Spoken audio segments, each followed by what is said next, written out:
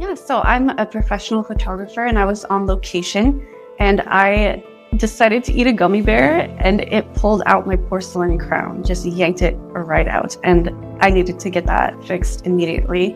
But I have severe dental phobia. So it took a lot for me to even make that initial phone call to make the appointment.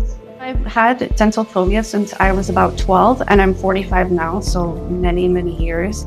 Once I had the sedation dentistry, I don't know why, but it seems to have flipped something in my brain. I do not fear coming into the dentist anymore. Everyone I spoke with here, Angelina and Dr. Kwan, everybody had a lot of compassion for me and a lot of understanding.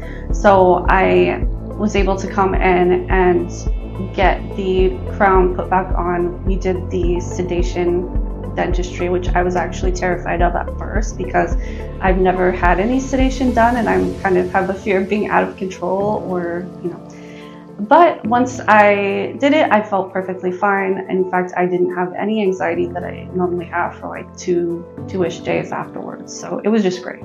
I would say absolutely do it.